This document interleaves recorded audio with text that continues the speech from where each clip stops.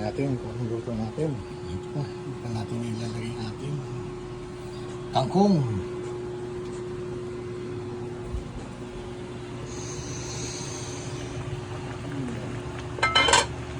Sinigang. Sinigang na walang sabaw.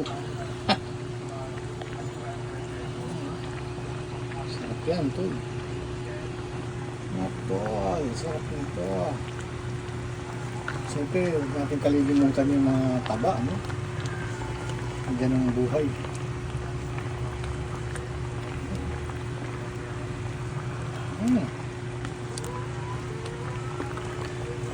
Yan, no? Taba. Woo! Sarap.